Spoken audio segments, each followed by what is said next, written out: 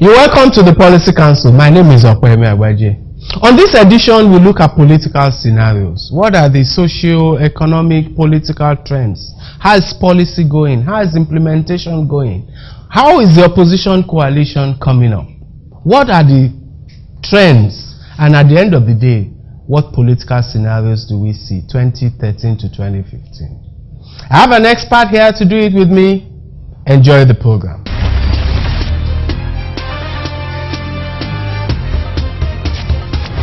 You're welcome back to the Policy Council. My guest today is a professor of legal, social, and political environment of business at the Lagos Business School.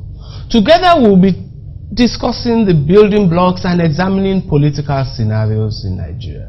Professor Wale Ajayi, you're welcome to the Policy Council. This is not your first time here. No, thank you for having me. Thank you very much. My second time. Yes. Okay, so let me start with your assessment of. Let's presume to assess 2 years, almost 2 years of President Jonathan. What's your view of the administration, its politics, its policies? I think President Jonathan came in on a groundswell of goodwill and a lot of optimism, especially when he constituted his economic team. I think probably it's fair to say that the promise has not been quite fulfilled. Possibly the failure around the removal of the oil subsidy last year was pivotal. To backtrack a bit, just before then, the PIB actually was in the works. And the minister in charge of petroleum was very confident that the PIB would be passed, but couldn't get that past the National Assembly. Yes, that before the oil subsidy removal. And I felt that that was probably the beginning of the signs that the government had probably not done enough work in terms of building political consensus. But they have a, just you alluded to that, a fairly decent economic team. Ngozi Okonjo-Iweala here, an agriculture minister who seems to say the right things, Agaga in trade and investment. Can we say it's not the people, or where's the problem? No, it's the political aspect of things. I think it's a good team, but I guess that ability to do some blitzkrieg around some of the obstacles, we don't quite see that. So I think that probably is a problem. Okay, let me take that to the opposition. Because some of what you're implying is that perhaps President Jonathan has probably been overwhelmed, or at least stalemated, by the forces arrayed against it. What's your assessment of the opposition, particularly the prospect of an opposition merger or coalition or alliance that is in the works? Do you think, one, it would happen? Two, how might it affect our political development? You know, it's quite ironical that I think he has more opposition from the PDP than from the opposition alliance. Itself. And I think that has been probably problematic for him and for the polity, particularly the politics of, you know, the North-South. I think that lingering bitterness has dogged his administration. But if I would leave that and come to the opposition alliance, for Nigeria, I think it's an interesting and a healthy development because the PDP has, I think, has dominated the political space, so to say, and that is not healthy in terms of ensuring that we have the right level of performance in government. So I think with the elections we've seen over the past 1 or 2 years, particularly removing incumbent governors And I think that's very positive development. And I think he shouldn't worry himself about the opposition. From the statesman's point of view, he probably should even be happier that, you know, the opposition, there's some opposition, hopefully around some policy planks. And perhaps really the idea really should be if we can elevate that to the level of ideology, policy, rather than to personalities. Okay, interesting. Let's take a time out.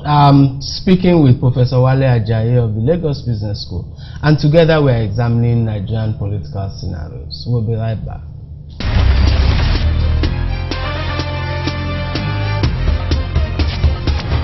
You're welcome back. It's still the Policy Council, and I still have Professor Wale Ajayi. Let me ask you, Wale, what's your view about the corruption perception? Yes, it's a perception, but there's this perception that corruption is increasing in Nigeria. Do you share that view? I think perhaps the impunity seems to be gaining back prominence. Corruption thrives, well, you do have corruption in all political systems now, but whether it thrives depends on the measures that are put in place institutionally, and also the tone at the top in terms of the national leadership. Now, we have a track record, and I always believe that if something works, stay with it. And obviously the track record of what we saw during the Obasanjo regime around Nuhu Ribadu and EFCC was not perfect, but it was a step in the right direction. Appearance. Yes, celebrated all over the world. There were times when certainly the average Nigerian was rejoicing that impunity was being nipped, well, it was being curtailed. Yes, we had all that shenanigans around Yaradua when, you know, the baby was thrown out with the bathwater. But what one would expect is that President Jonathan will, you know, reach back to what has worked and build on it. Now, when Lamorde was appointed as EFCC head, we all thought that was what's going to happen. But the promise didn't quite materialize. There are cases that have been investigated; they were not brought forward. And we see cases that come up that are not dealt with decisively. I think the major disaster has been the pardon granted to Alamasia. I was going to say there's no way that can be justified in terms of modeling what is right. Now, I have no grounds against pardoning people who have repented, but there is strategy and there is policy about governance. It's serious issues about governing the nation cannot be reduced to an issue of Alamesia is my benefactor, is helping in the Niger Delta. I think that was a very fatal mistake, and that has exacerbated a perception that impunity is reigning not only in Nigeria but internationally. Then let's look at the social context. Data around poverty, increasing poverty. You have this perceptions of impunity in a context in which poverty is increasing, growth is not inclusive, unemployment is high, astronomical, and we had this whole crisis of Occupy Nigeria, which was perhaps indicative of a ferment of some sort of revolutionary mood, at least, or at least anger among the population. How do you see the social context? I think the protest is to be welcome. Democracy is about the people and listening to the people. And I think in Nigeria we have this tendency to be too resilient and to be too laid back about, advancing our rights. So protest politics is always acceptable in a democracy. It doesn't mean that I necessarily supported the agenda of the protest, but people must be heard, and government must do the responsible. Yes, in terms of either assuaging those grievances or persuading people that you are mistaken. So I think we have to put that in context. So it's a welcome development because it shows that civil society is waking up in Nigeria. But talking about the issue of poverty and the state of apparent social anomie, I think the point really is that in statistical terms, it looks like poverty index has slipped back by 1 or 2 notches, but it is still uncharacteristically too high.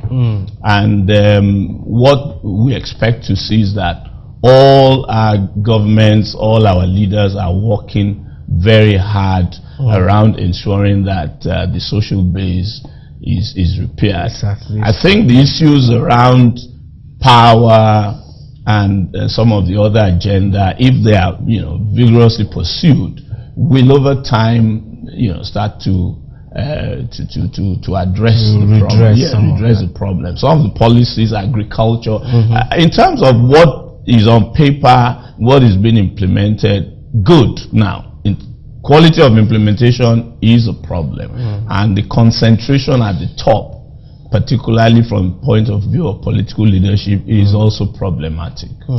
Okay, let's take a second time out, discussing Nigerian political scenarios, but still laying the building blocks.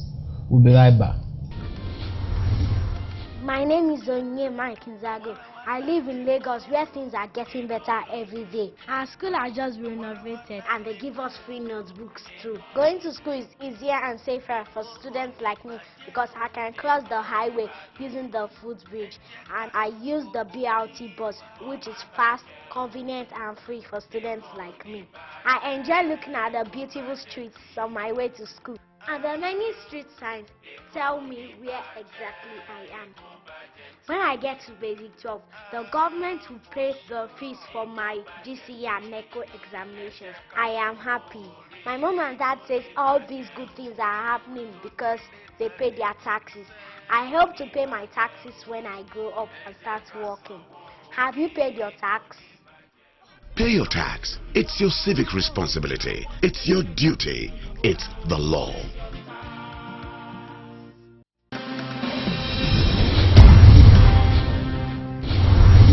You're welcome back to the Policy Council. Well, let me ask you about insecurity and in particularly terrorism, Boko Haram. That's probably the biggest complaint Nigerians have against the government right now. It's probably the biggest factor denting the government's credibility. Probably the greatest source of tension within the Nigerian polity. Now there's this debate around amnesty and all of that. And it's coming from powerful constituencies. And it seems the president, of course, seems to be at least buckling. He seems to be responding to that agitation. What are your own views? The politics of it, the law of it, and maybe any other dimensions you see. I think the politics trumps. There's a lot of cynical power play, that brought the whole issue of Boko Haram into focus. And the issues about the president's taking the turn of the North, so to say. So certainly there is a great deal of disservice by some of our leaders in terms of creating the conditions for this type of development. Unfortunately, though, politics is you take politics as you find it. And the essence of politics really is you must find the accommodation. You must find the way to pacify or at least conciliate interests. I think that really is at the base. So President Jonathan would not be able to run away from the problem without dealing with the politics of it. He will have to address it at one point or the other. Now, how skillfully that is done is a different matter entirely. Coming to the legality of it now, if people have committed grave crimes, some of which may be bordering on genocidal crimes, then in an amnesty in Nigeria may not necessarily mean an amnesty at the international fora, but that may well solve the political problems from the point of view of Nigeria. Unfortunately, the issue really should not be the amnesty. The issue really ought to be, is there some dialogue that is possible? Because the issue is fast moving from national politics to international terrorism. So obviously government has to do something very drastic and very quickly around it. I for one would not want to knock government. The only point is that there is no consensus around political amnesty. Rightly, because some people feel murderers, or whatever way they want to characterize them, should not be given pardon, and the danger that other groups may want to latch onto this as a template for agitation. There are 2 points I want to draw attention to. One, the International Criminal Court actually ruled some time back that Boko Haram had committed acts which it considered to be crimes against humanity, and said it was then proceeding to the next phase of its work in relation to such findings. The second thing, however, is that the United States government has said in the past few days that it supports, in general, it's in support of the process that is ongoing towards finding the amnesty. How will those two considerations affect your view of this matter? Real politics. Because you've got to quench the fire before you talk about the finesse liability of the legalese. So I guess that basically is the point. That is the security interest of Nigeria and of the United States.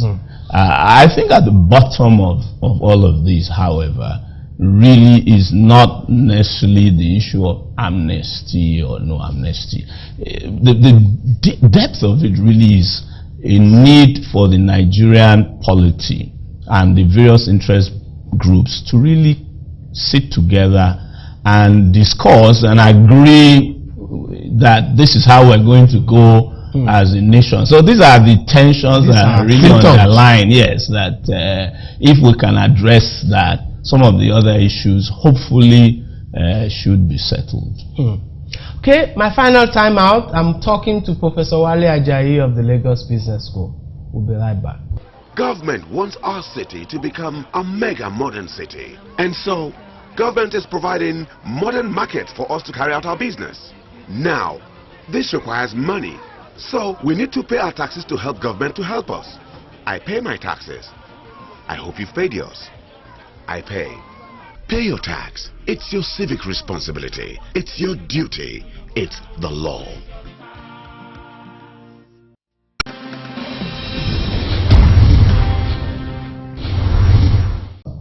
You're welcome back to the Policy Council. Well, let's touch on economics before we look at the scenarios. GDP growth 6.5, 6.3 in 2012. Oil prices somewhere in the range of $90 to $110 per barrel. But human development indices still low, 0.4, somewhere there. We're still less developed in terms of human development. How do you see the economic environment, and how does it affect the politics in your view? The perception is actually much better than we probably should have dared to hope. If you look at the inflow of investment, although much of that we can see is in equity rather than in portfolio investment, in FDI. So I think we're really blessed, so to say. Now, the fundamentals also look good. Macroeconomics, yes, we have macroeconomic stability. The issues about fiscal consolidation have been addressed. But again, this is where politics seems to trump economics. And it still has not been the case that there's that unanimity at the top, at elite politics, that we really got to do a serious work of managing this economy in the right direction. So unfortunately, the economy is doing much better than the management really is. But when the depth of it's not really very deep. And I think that has to be a continuing worry, particularly as other economies around us seem to be getting it right in terms of discipline, in terms of policy. They're also in the same growth area, and they're also discovering oil. Of course, the United States is also becoming less dependent on our oil. But we still seem wedded to the issue of mineral extraction. I think those are the problematic areas. Perhaps on the bright side, one can say the policies and actions that have been taken in the area of agriculture, in the area of hopefully moving on to manufacturing from next year, are okay as far as plans are concerned. But there's still too much profligacy about the way we do things in Nigeria that is not has not allowed the economy to progress in the right direction. This is the economy that is happening, so to say, in Africa, because don't forget, North Africa is in turmoil, right? And this is where the market is. So we should be, exploiting. We should really be powering ahead. Exactly, we should be powering ahead. That is what is not happening. So putting all of this together, what are your scenarios, 2013 to 2015? What are the alternatives? What are the options? What scenarios do you see? Well, basically, I think the key uncertainties really would be around the president and his ambitions, and around the countervailing forces that really want to see that he doesn't go forward. From the PDP side, it's basically the Northern gladiators against the president, and of course we have the opposition politics. Now, so the only problem the only scenarios we may see from that is there going to be an accord concordial at the end of the day? Is there going to be a sitting down to say, okay, turn by turn, and this is how we go? If that happens, some of the other issues will settle. Or is there going to be brinkmanship that goes over the top? In which case we could be looking at scenarios ranging from impeachment, threats of emergency rule, to possibilities and talks around military instability. And of course there are the other issues about will the economy hold? I think the economy will hold.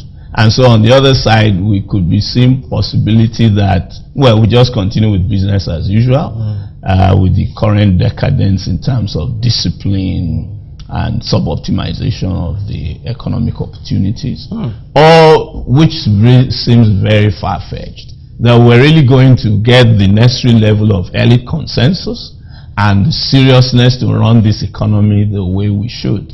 So I would want to say that probably it's going to be business as usual. Yes, and in our Nigerian democracy, you really can't push out a president. So those who are opposing him are, running uphill. The only point is that then the president has to be a Democrat. We cannot allow a dictator in democratic clothing. So the game still has to be played within the confines of democracy. Otherwise, the Nigerian people must insist that we have transited to democracy and we will not allow, unhealthy games. There doesn't seem to be any best case scenario. I wish I could say so, but I don't see the parties moving in that direction. Yes. So it's more of the same. Yes. We'll be right back.